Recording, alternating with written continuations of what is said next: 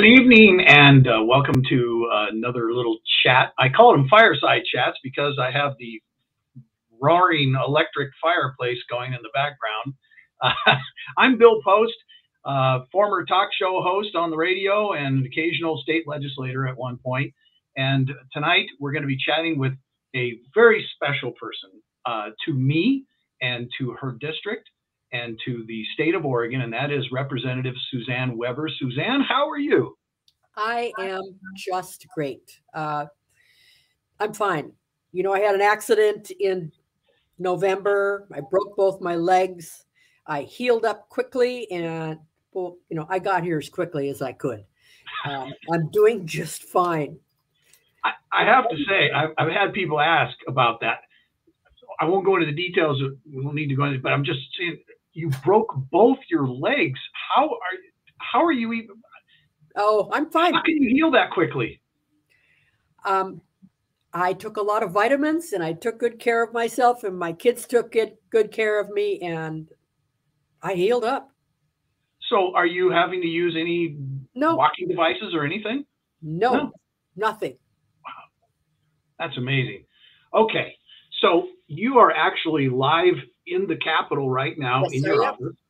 And what I want to mention to people who are watching, whether you're watching on Suzanne's Facebook page or on my Facebook page, there's a comment section. If you have a question for Suzanne, or if you want to ask me a question, please don't. But if you have to, just type it in the comment box, and we'll have them and we'll ask them again on either page. But Suzanne, so you're in the Capitol right now. Holy cow! It's 6:33 at night. What are you doing in the Capitol at 6:33 at night? Actually, I've been here since 7:30 this morning. Oh. I just finished another meeting. Before we go any further, I just want to say to all of my former first graders, hello, I love you all. Thank you for making me the person that I am, because you played a big part in it. But here I am. I've been in meetings all day long, except for a short time this afternoon. But during that time, I had a lot of reading I had to do because I had to be up to speed on the education committee that I'm on, because we had a lot of bills that we were considering this afternoon that were really important and took a lot of discernment. And so I'm here. This is exciting work. Well, this is your first short session, right? It is my first short session, yes. Okay. 35 days of intense meetings and discussions to be able to resolve what is supposed to be is little fixes to things that we passed in the long session, and also to address budgetary issues. But we've got some really interesting issues that have come forward that are not little fixes that we're going to be dealing with. Well, now that you're experiencing the short session, and you will be over the next 2 or 3 more weeks,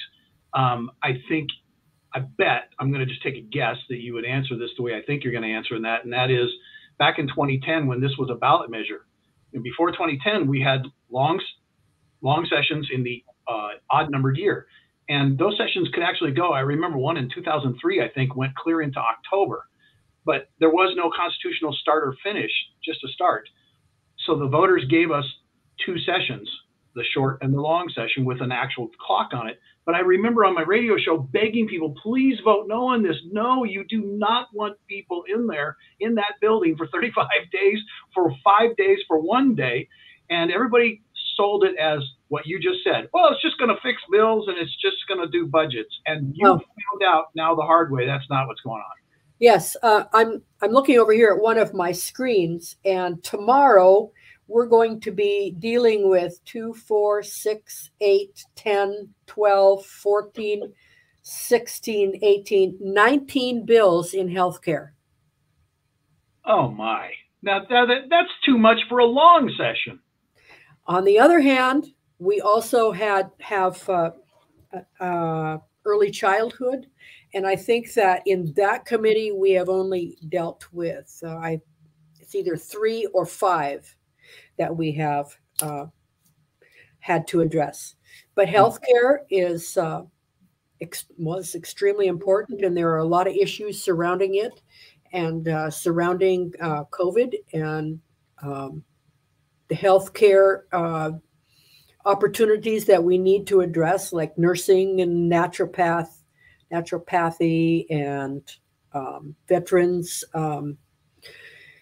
veterans tooth care.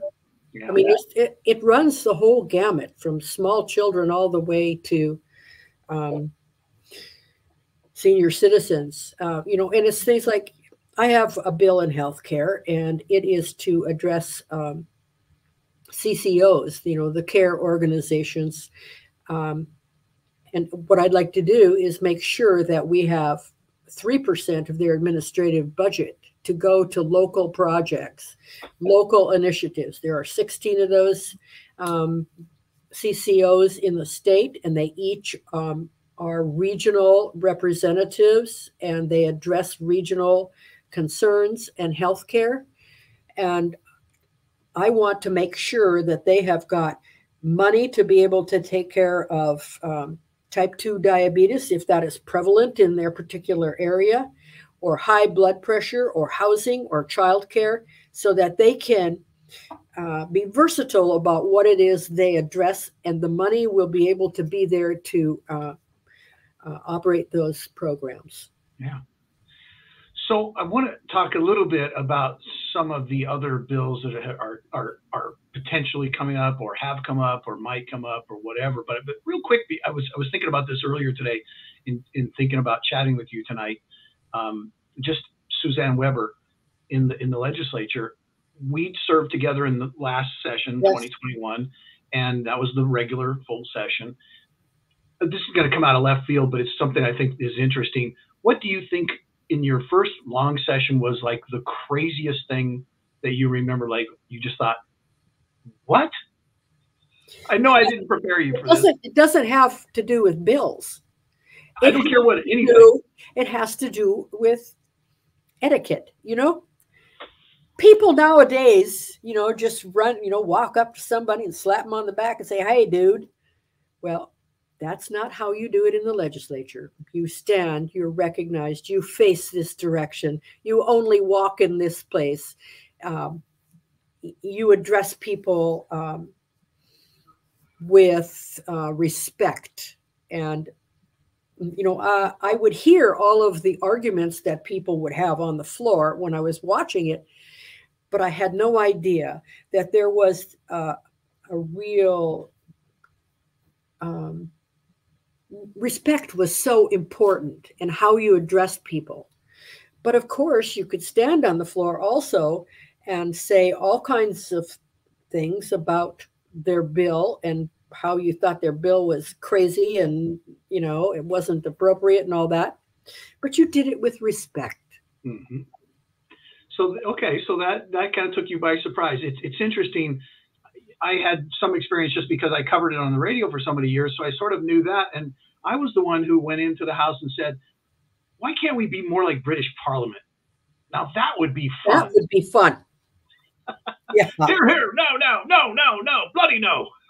The other thing that I really appreciated was the camaraderie between my caucus, and I belong to several caucuses. One was the Coastal Caucus, which was, all of us up and down the coast, and it didn't make any difference if we were R's or D's. We had commonalities that we had to address, and we put the R and the D, aside, and we dealt with what we needed to for our area. And then there was the Sportsmen's Caucus. And so you would hear how the sportsmen were going to address all of the issues with fishing and hunting and beavers and predators, how that was all going to be addressed. And then you had your Republican Caucus, and you got together with those folks every single day. You made lasting friendships, and you had deep discussions about policy, bills, and strategy, and how you were going to work things out. And I found that to be extremely valuable. This is a family. Sometimes it's a dysfunctional family, but it is a family. Well, then I'm going to give away a great secret about Suzanne Weber as a member of that caucus. And inside that room, when we talked, I'm going to tell you, whoever's watching right now, she sat over there in the corner. And when she spoke, people listened. And she didn't always put, you were a freshman. A lot of freshmen would come in and they blah, blah, blah, blah, blah, blah, they give their opinion about everything. And that's fine. That's their right. Suzanne, when she gave something to us, it was kind of like you went, because it was really good and really smart and really on top. So I admire you for that. And it was such an honor to serve with you. But that's all. I just want to get that in. Well, thank you. I remember the time that I talked especially to a bill. And, there are all of these words like may and can. And, those are weasel words. Those don't enforce anything. And I brought that up, that we had a bill with a lot of weasel words in it. And we needed the shalls in there. And I remember people looking at me and saying, what? Weasel words? Yes, they're weasel words, because then they can be interpreted any way they want. Very true. Again, if you have questions for us, write it, whichever page you're watching us on. Just write it in the comment box and we'll get it. Okay, so Suzanne, there's been a lot of talk about a bill that I cannot believe that somebody actually brought this bill forward, a sales tax. Mm-hmm. Yes, and it's veiled as a luxury tax. But it's a sales tax. There's no doubt about that. That bill at this point in time is dead. It will not go forward. I mean, at a time when we have more money in this state than we have ever had, to think that we would decide that we needed another tax on what people are buying, it was totally ridiculous. I would have gone to the mat to get rid of that one if it had come over to our side. It's a bill that was in the Senate. Started over there, and it would have come to us eventually. But evidently there were some heads that got together and thought, this is crazy. And it is crazy to think that we who are taxed, our income tax is higher. We have now our businesses are taxed with the cat tax. That we would add another tax to what we're doing when we have look at the revenues that came in this week, the revenue forecast that we're going to have between $700 and $900 million in excess of what we had planned on. And we want a tax? Yeah. Hard to get over, hard to explain something like that. It really is. It is. And it was, if you look at it, it was also discriminatory because I am not a feminist or anything like that. But a lot of what was going to be taxed was revolved around what women would buy. Oh. And that was pointed out to me by someone, and it was true. And I thought I remember seeing on there that cell phones were included, and I didn't know cell phones were a luxury. I didn't either. But yes, they were included in that. I suppose if I live in the deep, darkest, remotest part of Africa, it might be a luxury, but I don't know. My granddaughter explained to me that she is going to Oregon State right now, and in biology class, they have their cell phones and they take tests on their cell phones. You cannot tell me that that is a luxury item. That is a necessity for those kids to be able to succeed. What other bills, at least, and I know, and this is something people don't understand. They think we know every bill that's in the building. And the secret is, going back to where you were talking about the Republican caucus, one of the great things about the Republican caucus, and I'm sure the Democrats do the same, but never been in their room, and I don't think they'd let me in there. We sit around in a circle, and the vice chair of each committee kind of gives us a quickie on what bills are coming up. And it might be the first time that you see that bill because you're working on all the bills in your committee. Right. So with that as a preface, what bills have you heard besides this crazy sales tax idea? Any other just crazy stuff? Well, there's some really interesting bills. You know, I said that, and you can vouch for this too, that this was supposed to be a session where you fix things. But we've had the ag overtime bill that has been brought to us, which is a weighty bill. Yeah. The other night, there were hearings on it, and we listened until it started at right around 5 o'clock in the afternoon, and people were still testifying at 9 o'clock, and there were probably 40 to 50 people that still had not been able to testify either for or against it. That is something that has not come to us for a vote at this time, but we are hearing about it every day, and there is a group of people that are working to make it better, to make it so that it will be fair to the farmers and it'll be fair to the workers. But we don't know what that's going to look like yet. If we don't make a decision on this, then Bureau Boley will most likely be weighing in on it. So it behooves the legislature to really come up with something that's going to be fair for everyone. So, you know, that is extremely weighty. Mm-hmm. And there are a lot of people that are working really hard on this. It kind of reminds me a little bit of the short session of 2020 when cap and trade came back in a short session. And we had the full-on House Bill 2020 cap and trade bill, which, of course, we in the House Republican caucus left the state and had to kill it that way. I remember people saying, how could you have such a, as you put it, weighty bill in a short session where we're just supposed to be fixing stuff? Yeah, that is crazy to me. I'm sorry to have to tell you, but it makes no sense. That's something that really needs a lot of time, energy, and concentration to be able to deal with, because, you know, the farmers that are dealing with the crops in Hood River that come off trees, and then the farmers that are dealing with cows in Tillamook making cheese, and then we have the farmers in the eastern end of our state that are delivering sheep. All of them have different employment situations that need to be addressed, and I don't know how that's all going to come out in the end. What do you think? Okay, so we've talked about those two bills. I still want to make sure we don't miss. Are there any other bills that you've at least heard wind of that people should be concerned about?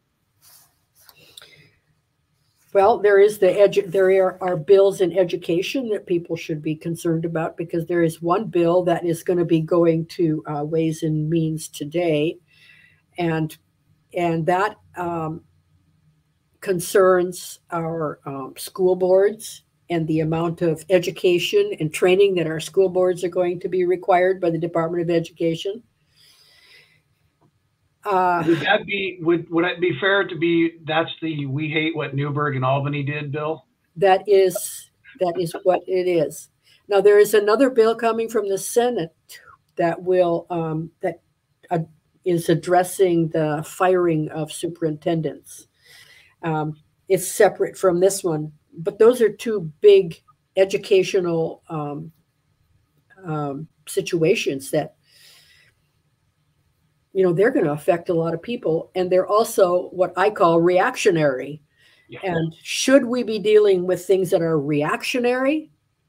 No, we should be thinking about things that are going to do the best for the people, not as something that is reacting to a situation.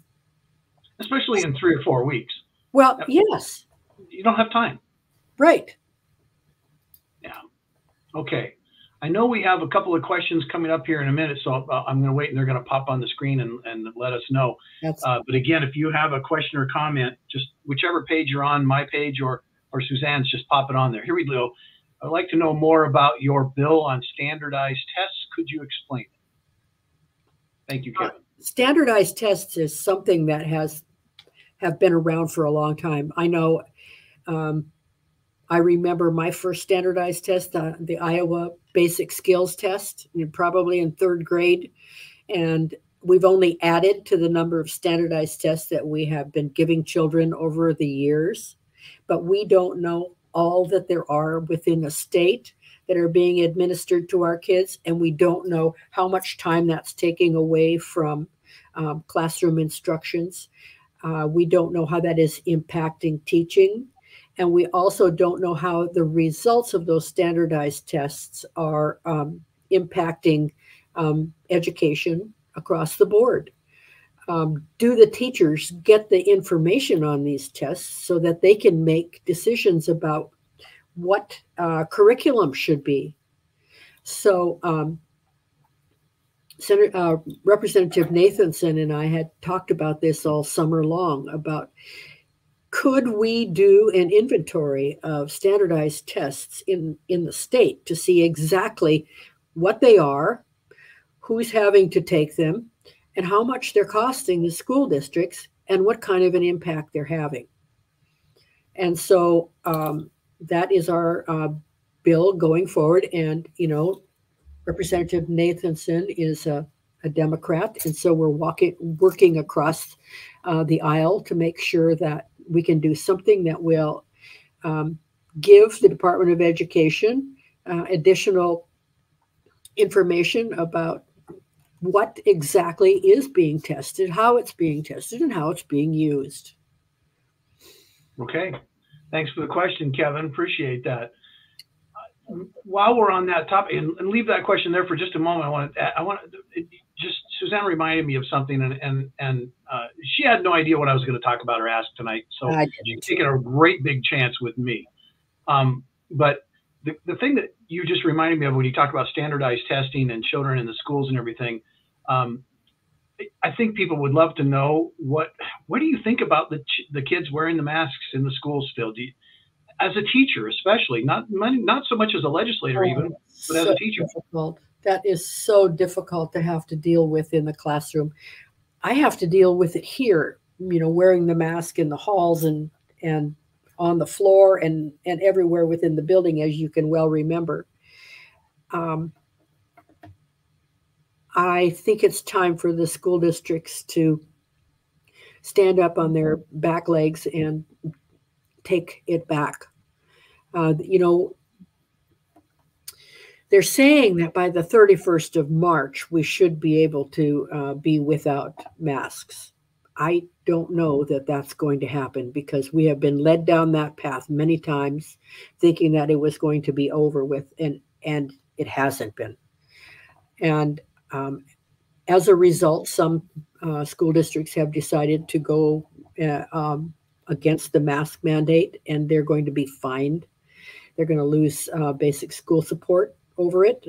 I don't think that's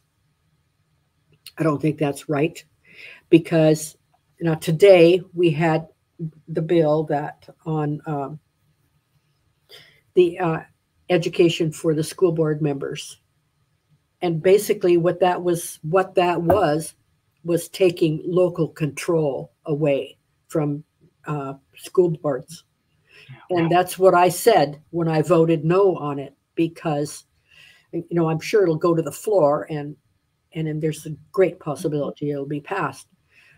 But once again, local control was being taken away from the folks that know the best for their area. I know that Tillamook's school board right now has got a proposal concerning local control. And I have to tell you, folks, I've been a little busy, and so I haven't had time to read the Headlight Herald and see exactly what that proposal is for the return of local control to the district. But all of this happened because people needed control. People felt they were out of control. People felt that things were happening to their children in their school districts that they didn't like. And so they're here now, and they need to be the people who are making the decisions. Yeah. Always prefer local control if I can get my hands on it. That's what I prefer. Suzanne, Well, so many things that are out of control. I mean, look at our planning and our land use and our urban growth boundaries. Look at the cities who have had to wait for 20 years to get their urban growth boundary changed. We have a need for housing, but do we have the land to put it on? No, we've got all our land tied up because of all of the issues around planning and, that kind of stuff. Makes me crazy. Now you went down the road that when I came in as a freshman in 2015, a man who became my dear friend, Brian Clem, was the chair of Ag and Land Use, and I was the vice chair. And he looked at me my first day before we went in there. He said, "You're going to hate this because land use, it's crazy stuff. It goes." It is.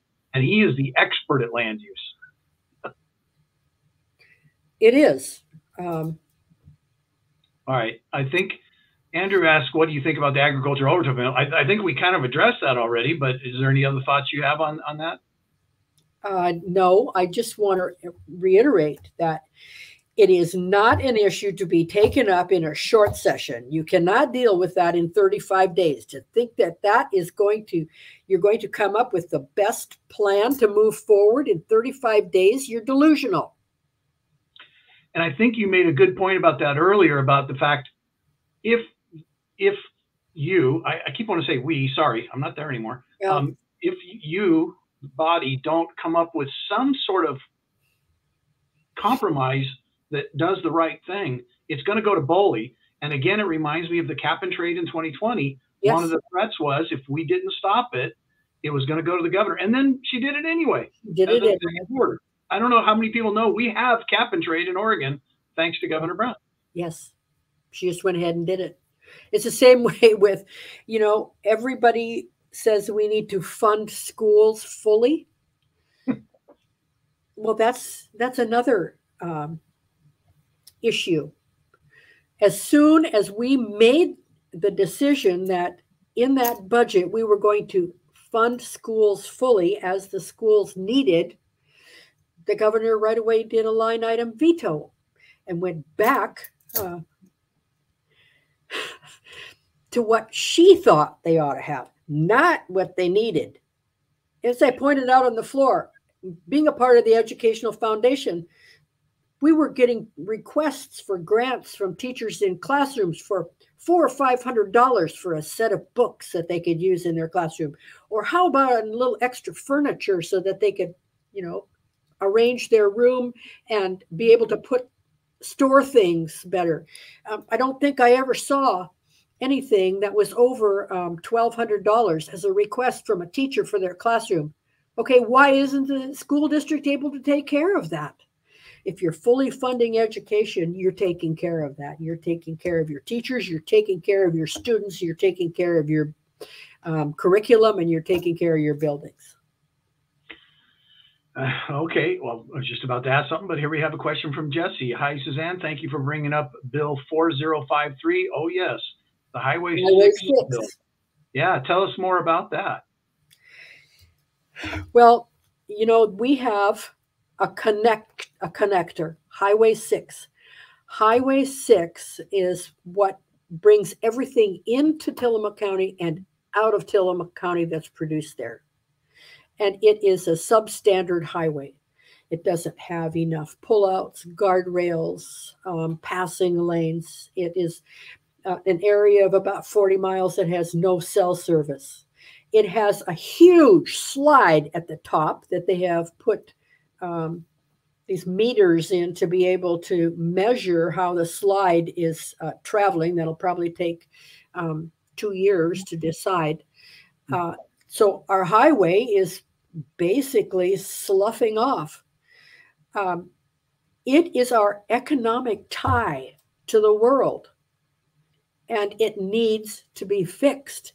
In addition, in the last year, we had 7 people killed on that highway.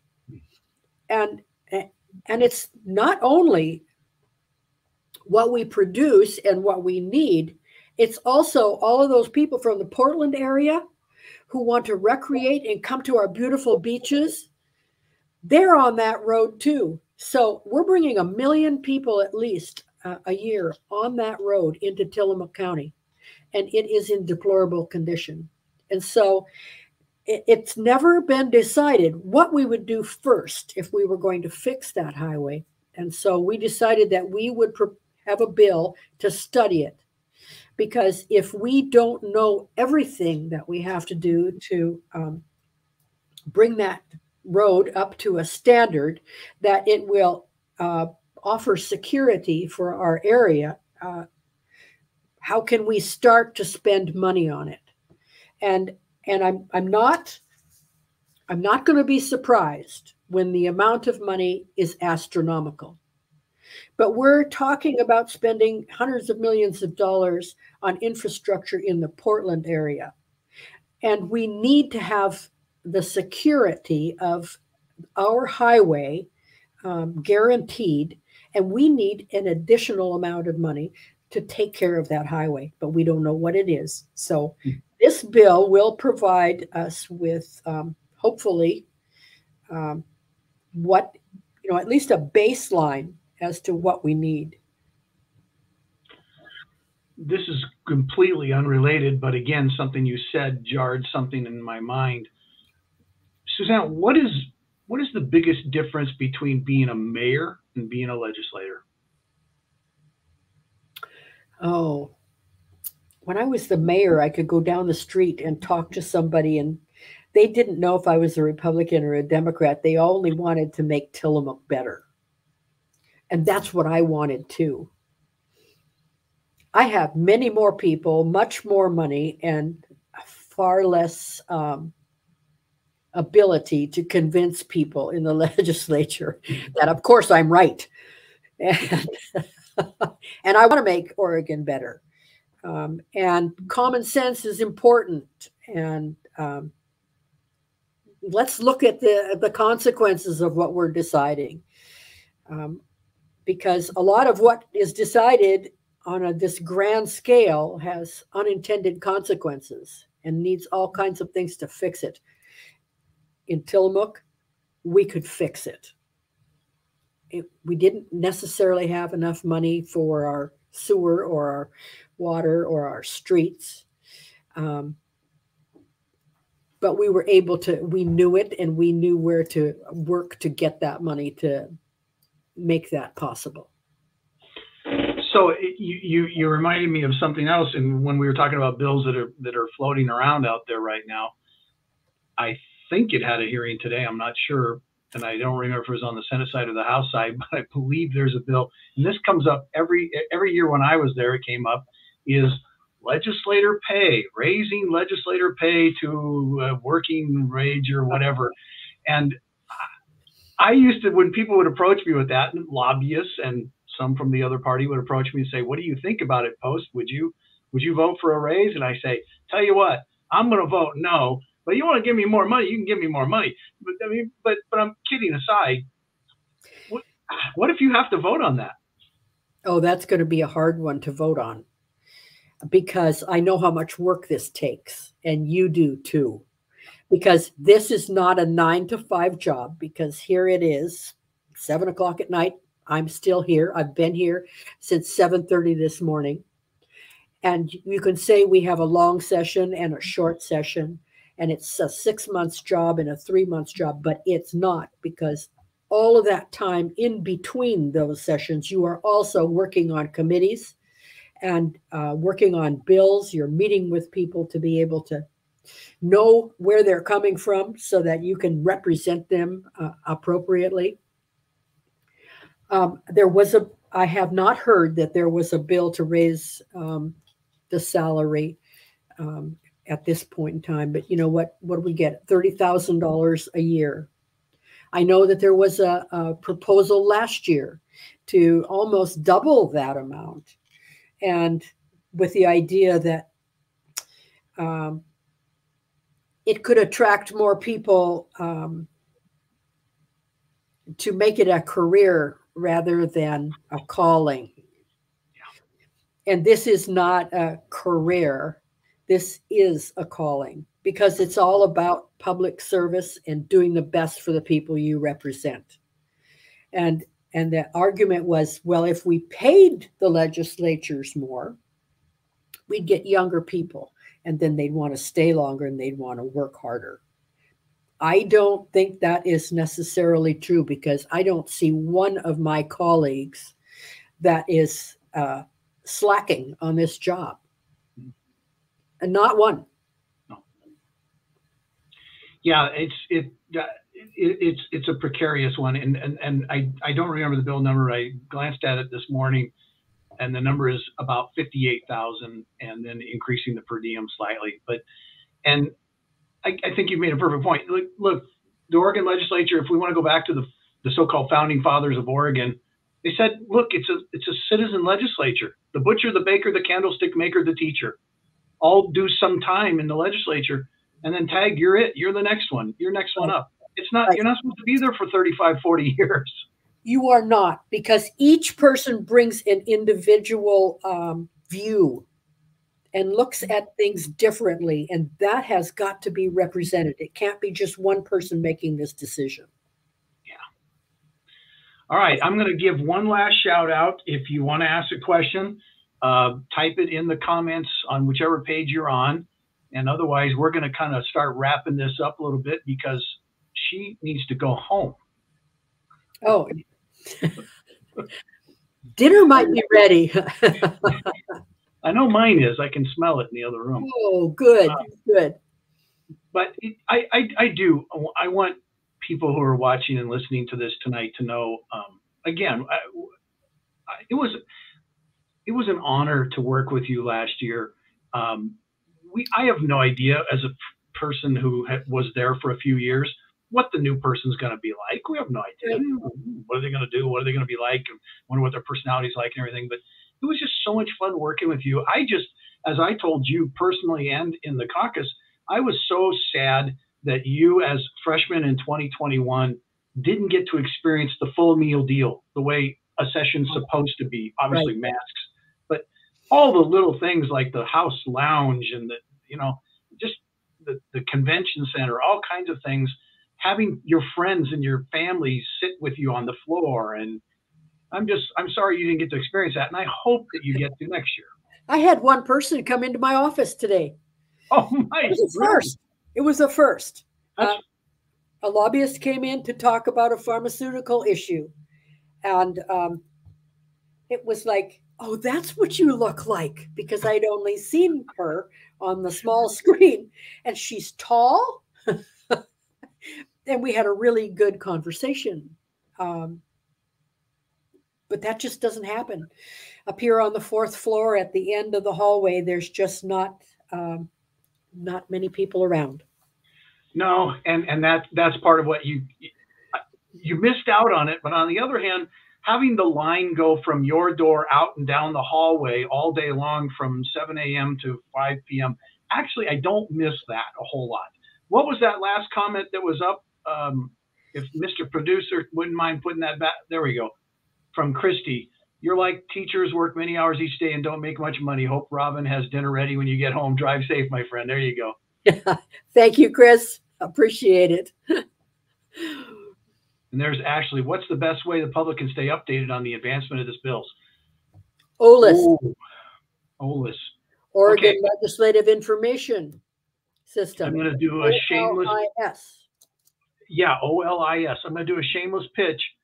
I have a how-to video on my YouTube page, how to use OLIS. It's real simple. It's step-by-step how to use OLIS. You should know that by heart, people. You really should. See, that's the thing that I really am encouraging people. I didn't know a lot of this stuff was going before I decided to do this. I did this just because I got mad at something. But you need to be informed. You need to keep out, people say, well, I really don't want to watch the news. Well, you don't have to watch the news in order to find out what's going on in your legislature. You can go to OLIS and you can find out every single day, and you can watch every hearing. And actually, it's better than any soap opera you have ever seen. Ain't that the truth? All right. One last comment. Lorraine, thank you for serving. You're making a difference. There you go. Thank you, Lorraine. I appreciate that. All right. Well, I think we're going to wrap this up because we're at about 45 minutes. Any just parting shots that you'd like to throw in, Suzanne? Any thoughts? Any just little things that come to your mind? I want to thank you, Bill, for doing this. This was so nice. It's so nice to see you.